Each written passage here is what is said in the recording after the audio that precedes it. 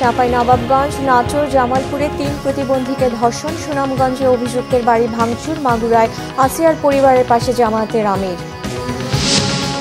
পাবনার অসহায় 2 এতিম শিশুর দায়িত্ব নিলেন তারেক রহমান, প্রতি মাসে সাহায্যের প্রতিশ্রুতি আমরা বিএনপি পরিবারের। চট্টগ্রামে জেনারেল কার্গো বার্থে অনবোর্ড সার্ভিস চার্জ বৃদ্ধি নিয়ে শিপিং এজেন্ট ও বার্থ অপারেটররা মুখোমুখি, বন্দরের কার্যক্রম বিঘ্ন। দেখছিলেন ক্রাউন সিমেন্ট সংবাদ শিরোনাম, এবার বিস্তারিত।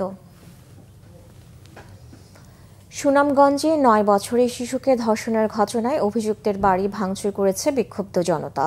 চাঁপাইনবাবগঞ্জ, নাটোর ও জামালপুরে 3 প্রতিবন্ধীকে ধর্ষণের অভিযোগ উঠেছে। মাদ্রাসায় যাওয়ার পথে সুনামগঞ্জে 9 বছরের শিশুকে ধর্ষণের ঘটনায় অভিযুক্তের বাড়ি ভাঙচুর করে বিক্ষুব্ধরা। শুক্রবার মধ্যরাতে অভিযুক্ত সাবুল মিয়ার বাড়িতে ভাঙচুর করা হয়। পুলিশ জানায়, শিশুটিকে মাদ্রাসার দোতলায় নিয়ে নির্যাতন করে অভিযুক্ত সাবুলকে গ্রেফতার করা হয়েছে। শিশুটিকে হাসপাতালে চিকিৎসা দেওয়া হচ্ছে। এদিকে চাঁপাইনবাবগঞ্জে প্রতিবন্ধী এক শিশুকে ধর্ষণের অভিযোগে আটক করা হয়েছে সাকাওয়াত হোসেন, আব্দুর রহমান ও বাবু মিয়াকে। শিবগঞ্জ উপজেলার কাগমারি এলাকায় এ ঘটনা হয়। জামালপুরেও প্রতিবন্ধী এক শিশুকে ধর্ষণের অভিযোগ উঠেছে। সদরের তুলসীপুর বাজার এলাকায় এ ঘটনা হয়। শিশুটির পরিবারের অভিযোগ, প্রতিবেশী লাল মিয়া এ অপকর্ম করেছে। নাটোরের বড়াই গ্রামে 14 বছরের প্রতিবন্ধী কিশোরীকে ধর্ষণের অভিযোগে 2 জনকে আটক করেছে পুলিশ। জামায়াতে ইসলামীর আমির ডাক্তার শফিকুর রহমান বলেছেন, দৃষ্টান্তমূলক শাস্তি না হওয়ায় ধর্ষণের মতো অপরাধ বাড়ছে। ইনসাফ ভিত্তিক রাষ্ট্র কাঠামো গঠন হলে এসব অপরাধ কমে যাবে। শিশু আসিয়ার পরিবারের সঙ্গে সাক্ষাৎ করতে সকালে হেলিকপ্টারে মাগুরা যান জামায়াত আমির। আসিয়ার কবর জিয়ারত শেষে সংক্ষিপ্ত সভায় তিনি বলেন, যে কোনো প্রয়োজনে আসিয়ার পরিবারের পাশে থাকবে তার দল। এ সময় আসিয়ার মৃত্যুর জন্য দায়ী আসামিদের দ্রুত বিচারের মুখোমুখি করার দাবি জানান ডক্টর শফিকুর রহমান। বলেন, 90 দিনের মধ্যেই ধর্ষণের বিচার হতে হবে। কবর জিয়ারত শেষে আসিয়ার গ্রামের বাড়িতে তার পরিবারের সঙ্গে সাক্ষাৎ করেন তিনি। এই সময় বাড়িতে ছিলেন না আসিয়ার মা আয়েশা আক্তার। আসিয়া নয়, আসিয়ার বিষয়টা তো অবশ্যই, এর পাশাপাশি সমাজে এই ধরনের যত ভয়ঙ্কর অপরাধ সংগঠিত হবে, আপনারা সাংবাদিক মহল সত্যকে সত্য হিসাবে তুলে ধরবেন, সাদাকে সাদা হিসাবে তুলে ধরবেন এবং কালোদের চেহারা সমাজের সামনে আপনারা খুলে দেবেন, যাতে করে ওদের শাস্তি নিশ্চিত হয়। সমাজ ওদেরকে ঘৃণা করে, সমাজ ওদেরকে বয়কট করে। আমরা এটাই সমাজের কাছে আপনাদের মাধ্যমে আমরা প্রত্যাশা করি। আর এই মেয়ের হত্যাকারীদের বিচার আমরা অত্যন্ত দ্রুত দেখতে চাই এবং বিচার কার্যকর হয়েছে, শাস্তি এটা আমরা দেখতে চাই। তাহলে হয়তো এই পরিবার একটু মানসিক সান্ত্বনা পাবে, দেশবাসী একটা সান্ত্বনা পাবে এবং এইরকম যারা লম্পট তারা ভবিষ্যতে এখান থেকে শিক্ষা নিয়ে সতর্ক হবে। পাবনায় সড়ক দুর্ঘটনায় বাবা হারানো 2 এতিম শিশুর দায়িত্ব নিয়েছেন বিএনপি ভারপ্রাপ্ত চেয়ারম্যান তারেক রহমান। সকালে আটঘরিয়ায় চাঁদভা ইউনিয়নে ওই শিশুদের হাতে অনুদান তুলে দেন আমরা বিএনপির পরিবার এর সদস্য সচিব কৃষিবিদ মোকসেদুল মুমিন মিথুন। সেই সঙ্গে ধারাবাহিকভাবে প্রতি মাসে সাহায্য দেওয়ার প্রতিশ্রুতি দেওয়া হয় তাদের। 4 বছর আগে সড়ক দুর্ঘটনায় মারা যান আলতাফ প্রামাণিক। এর কয়েক মাস পর স্ত্রী লাভলি 2 শিশু সন্তানকে ফেলে রেখে নিরুদ্দেশ হন। এরপর থেকে মানবেতর দিন পার করছিলেন শিশু দুটি। জাতিসংঘের মহাসচিব অ্যান্টনিও গুতেরেসের সাথে বৈঠক করেছেন জাতীয় ঐক্যমত কমিশনের সদস্যরা ছাড়াও বিভিন্ন রাজনৈতিক দলের নেতারা। দুপুরে হোটেল ইন্টারকন্টিনেন্টালে জাতিসংঘ মহাসচিবের সাথে সাক্ষাতে যান বিএনপি মহাসচিব মির্জা ফখরুল ইসলাম আলমগীর, স্থায়ী কমিটির সদস্য সালাউদ্দিন আহমেদ, জামায়াতের নায়েবে আমির ডাক্তার সৈয়দ আবদুল্লাহ মোহাম্মদ তাহের, নাগরিক ঐক্যের আহ্বায়ক মাহমুদুর রহমান মান্না, গণসংহতি আন্দোলনের জুনায়েদ সাকি, জাতীয় নাগরিক পার্টির আহ্বায়ক নাহিদ ইসলাম, সিপিবি সাধারণ সম্পাদক রুহিন হোসেন প্রিন্স সহ কয়েকটি দলের নেতারা। বৈঠকে জাতীয় ঐক্যমত কমিশনের সদস্যরা ছাড়াও নাগরিক সমাজের প্রতিনিধিরাও অংশ নেন। এর আগে জাতিসংঘের বাংলাদেশে ইউএন সেন্টার পরিদর্শন করেছেন মহাসচিব গুতেরেস। দিয়েছেন রোহিঙ্গা সমস্যার সমাধান সহ যে কোনো সংকটে বাংলাদেশের পাশে থাকার আশ্বাস। বিপুল সংখ্যক রোহিঙ্গাদের আশ্রয় দেয়ায় আবারও বাংলাদেশকে ধন্যবাদ জানান জাতিসংঘ মহাসচিব। সকালে আগারগাঁওয়ে ইউএন সেন্টারে জাতিসংঘের পতাকা উত্তোলন করেন জাতিসংঘের মহাসচিব। সেন্টারের 50 বছর পূর্তি উপলক্ষে আয়োজিত স্থিরচিত্র প্রদর্শনী ঘুরেও দেখেন তিনি।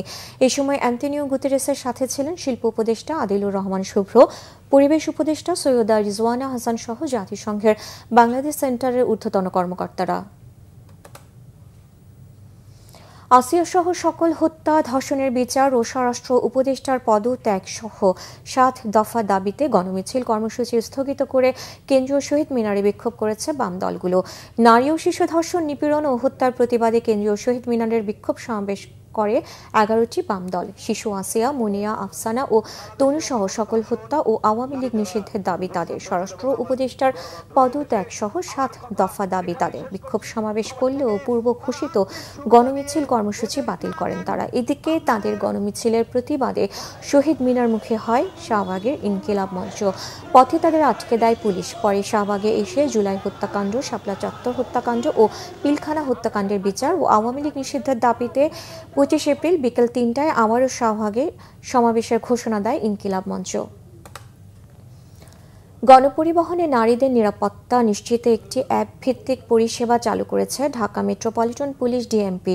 হেল্প নামে অ্যাপে কোনো নারী অভিযোগ করলে তাৎক্ষণিকভাবে সেটি এফআইআর হিসেবে পুলিশ বিবেচনায় নেবে বলে জানিয়েছেন ডিএমপি কমিশনার শেখ সাজ্জাদ আলী। শনিবার ডেইলি স্টার ভবনে হেল্প অ্যাপসের উদ্বোধন অনুষ্ঠানে এসব কথা জানান ডিএমপি কমিশনার।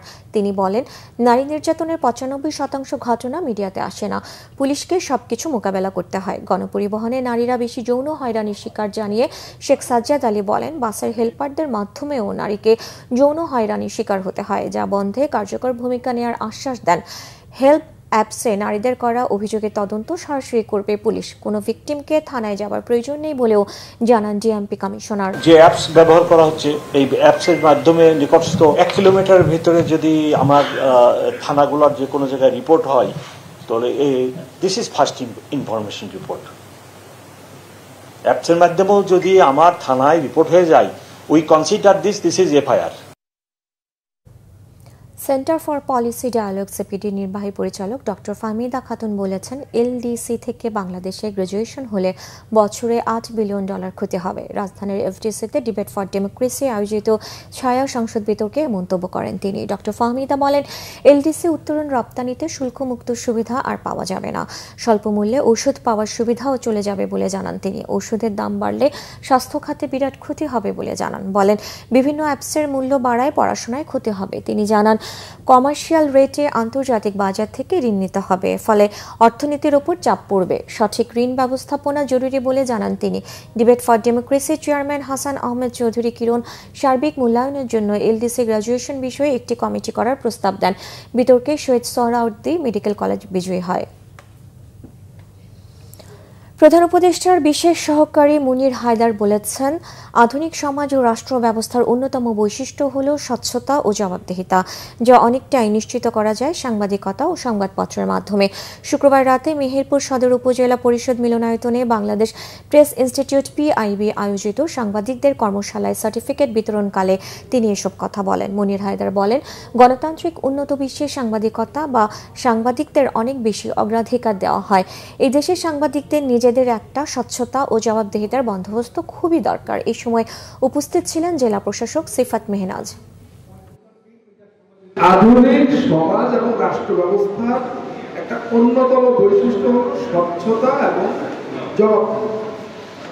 আর স্বচ্ছতা এবং জবাবদিহিতা এটাকে অনেকখানি নিশ্চিত করা যায় সংবাদ মাধ্যম বা সাংবাদিকতার মধ্য দিয়ে।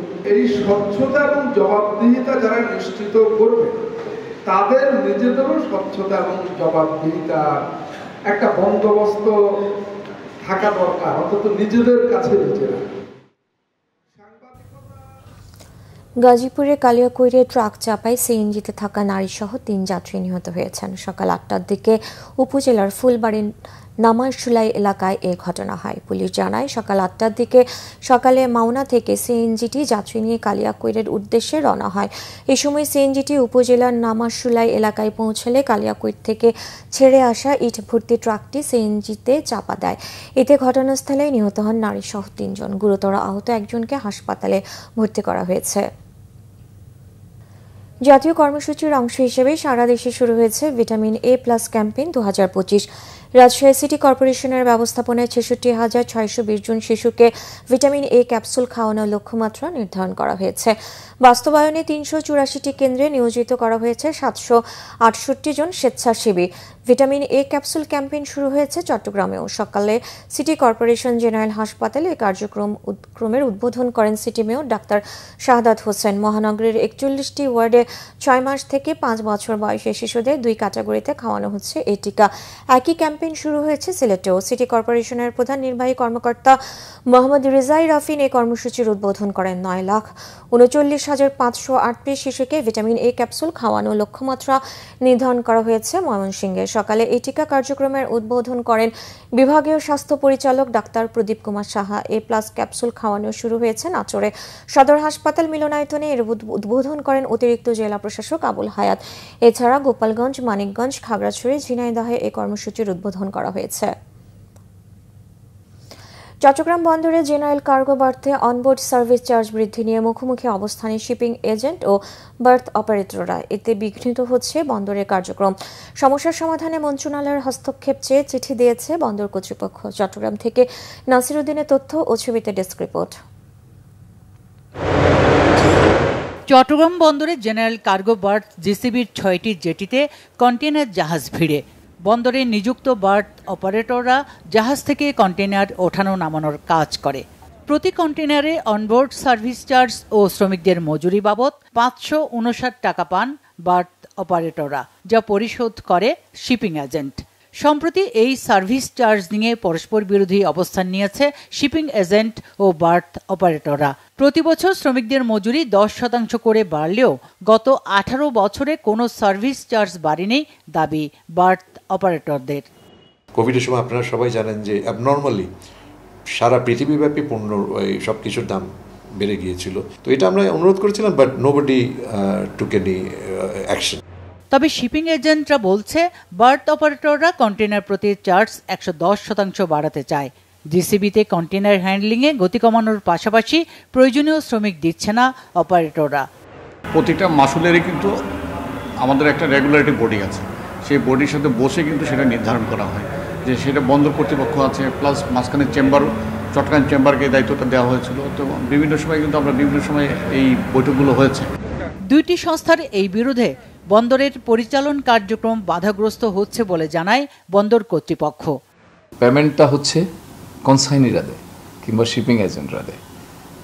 তারপরেও আমরা বন্দরের পরিবেশ সুষ্ঠু সুন্দর রাখার স্বার্থে যাতে কার্যক্রমের মধ্যে কোনো রকম অসুবিধা না হয়, কোনো রকম শ্রমিক অসন্তোষ না হয়, এই বিষয়টার জন্য এই ধরনের তাদের ইন্টারনাল বিরোধগুলো আমরা অনেক সময় ইন্টারভিন করি।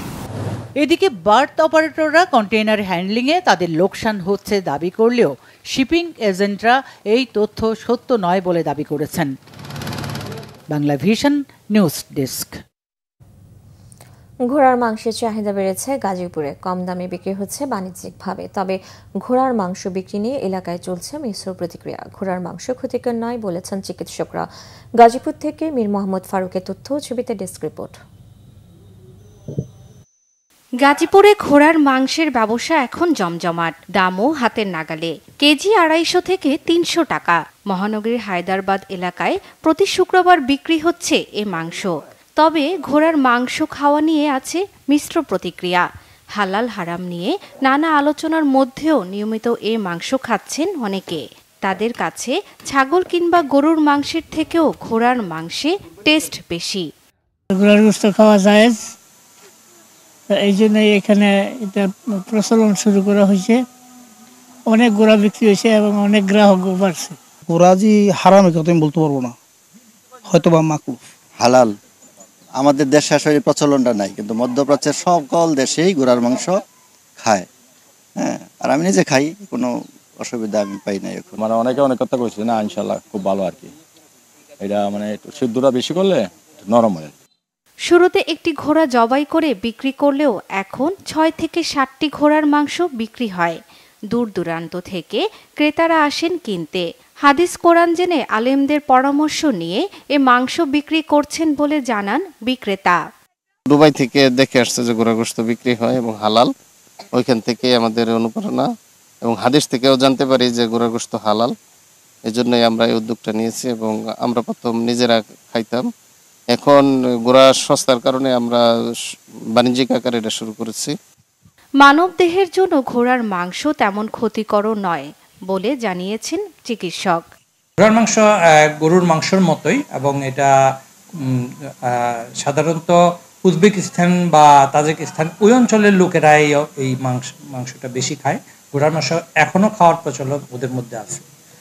আমাদের দেশে হয়তো এটা আমরা শুনতেছি যে এখন ঘোড়ার মাংস খাওয়া, এটা খাইলে কোনো সমস্যা হয় বলে আমার মনে হয়।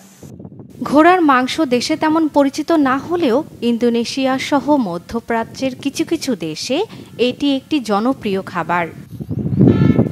Bangla vision news desk. দেশের বিভিন্ন জায়গার আরও কিছু খবর নিয়ে এখন একটি ডেস্ক রিপোর্ট। ধর্ষণ ও নারী নির্যাতনের প্রতিবাদে মানববন্ধন হয়েছে নরসিংদীতে। জেলা প্রেস ক্লাবের সামনে দ্য পিপলস ইউনিভার্সিটি অব বাংলাদেশের উদ্যোগে এই মানববন্ধনে বক্তারা বলেন, ধর্ষকদের বিচার না হওয়ায় সারা দেশে ধর্ষণের ঘটনা বেড়ে গেছে।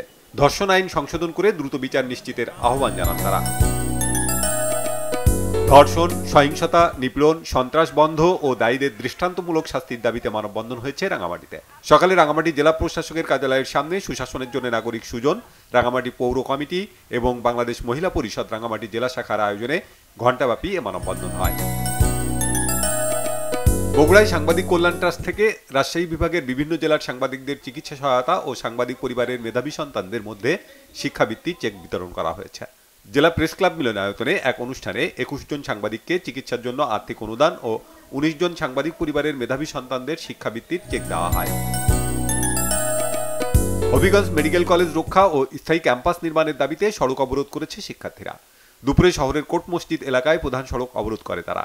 পরে মেডিকেল কলেজে সংবাদ সম্মেলনে তারা বলেন, মানহীনতার অভিযোগ এনে হবিগঞ্জ সহ দেশের 6টি মেডিকেল কলেজ বন্ধের সিদ্ধান্ত নেওয়ার যে পায়তারা চলছে তা কোনোভাবেই মেনে নেওয়া হবে না। একই কর্মসূচি হয়েছে নওগাঁয়। শহরের মুক্তির মোড়ে সর্বস্তরের মানুষ ও শিক্ষার্থীদের ব্যানারে প্রতিবাদ সভা হয়। বিভিন্ন শ্রেণী পেশার মানুষ এতে অংশ নেন। বক্তারা বলেন, নওগাঁ মেডিকেল কলেজ চালুর পর থেকেই বরাবরই প্রশংসনীয় ফলাফল অর্জন করছে। বড় মেডিকেল কলেজগুলোর মতো প্রায় সব সুবিধা থাকার পরও শুধু স্থায়ী ক্যাম্পাস না থাকার কারণে এটি বন্ধের অপচেষ্টা চলছে। টেকসই জীবনযাত্রার ন্যায্য রূপান্তর প্রতিপাদ্য নিয়ে বিশ্ব ভোক্তা অধিকার দিবস পালন হয়েছে ঝিনাইদহে। কনজিউমার অ্যাসোসিয়েশন অব বাংলাদেশ ক্যাবের আয়োজনে দিবসটি উপলক্ষে শহরের পায়রা চত্বরে মানববন্ধন হয়। বক্তারা বলেন, ভোক্তা অধিকার নিশ্চিতে আইনের যথাযথ বাস্তবায়ন করতে হবে, যেন পণ্য কিনে ভোক্তা প্রতারিত না হয়। বাংলাদেশ প্রেস ইনস্টিটিউটের আয়োজনে 3 দিনের প্রশিক্ষণ কর্মশালা শুরু হয়েছে কুড়িগ্রামে। জেলা প্রশাসকের স্বপ্নকুড়ি মিলনায়তনে কর্মশালার উদ্বোধন করেন জেলা প্রশাসক নুসরাত সুলতানা। বক্তব্য রাখেন সাংবাদিক ও শিক্ষাবিদ অধ্যাপক শফিকুল ইসলাম বেবু ও সাংবাদিক অধ্যাপক হাবিবুর রহমান হাসিব। কর্মশালায় প্রিন্ট ও ইলেকট্রনিক মিডিয়ার 35 জন সাংবাদিক অংশ নেন। রূপগঞ্জে ভূমিদস্যু যুবলীগ নেতা মোতালিবের বিচার ও গ্রেপ্তারের দাবিতে বিক্ষোভ ও ঝাড়ু মিছিল করেছে এলাকাবাসী। বক্তারা অভিযোগ করেন, পতিত সরকারের আমলে মোতালিব ও তার সন্ত্রাসী বাহিনী স্থানীয় কৃষকদের ফসলি জমি, বসতভিটায় বালি ফেলে ও জালিয়াতি করে জবরদখল করেছে। কক্সবাজারের শতবর্ষী পেকুয়া সরকারি মডেল জিএমসি ইনস্টিটিউট অ্যালামনাই অ্যাসোসিয়েশনের মিলন মেলা অনুষ্ঠিত হয়েছে। চট্টগ্রামের সিনিয়র ক্লাব মিলনায়তনে স্মৃতির টানে প্রিয় প্রাঙ্গণে এসো মিলি এই স্লোগানে 1960 থেকে 2024 সাল পর্যন্ত বিভিন্ন ব্যাচের শিক্ষার্থীরা উপস্থিত ছিলেন। বক্তব্য রাখেন চট্টগ্রাম জেলা সন্ত্রাস দমন ট্রাইব্যুনালের বিচারক আবু হান্নান, স্বাস্থ্যসেবা মন্ত্রণালয়ের উপসচিব সাব্বির ইকবাল সহ অন্যরা। এতে জুলাই বিপ্লবে পেকুয়ার শহীদ ওয়াসিম আকরামের আত্মার মাগফিরাত কামনায় মোনাজাত করা হয়। রাজশাহী বিশ্ববিদ্যালয়ে আর্চারি প্রশিক্ষণ ও প্রতিযোগিতার আয়োজন করা হয়েছে। বাংলাদেশ তীরন্দাজ ফেডারেশন এর জন্য প্রয়োজনীয় ক্রীড়া সামগ্রী সংশ্লিষ্ট দপ্তরে হস্তান্তর করেছে। অনুষ্ঠানে প্রধান অতিথি ছিলেন রাবির ভিসি অধ্যাপক ডক্টর সালেহ হাসান নকিব। বিশেষ অতিথি ছিলেন বাংলাদেশ তীরন্দাজ ফেডারেশনের ফেডারিক জাতীয় কোচ মিস্টার মার্টিন। শাফিন খান, বাংলা ভিশন নিউজ ডেস্ক। এই ছিল এখনকার মতো। পরের সংবাদ সন্ধ্যা 7:30টায়। এছাড়া বাংলা ভিশন সংবাদ ও সংবাদ সংশ্লিষ্ট অনুষ্ঠান দেখতে ভিজিট করুন www.vbnews24.com ও facebook.com/banglavisionnews এবং সাবস্ক্রাইব করুন youtube.com/banglavisionnews। ধন্যবাদ।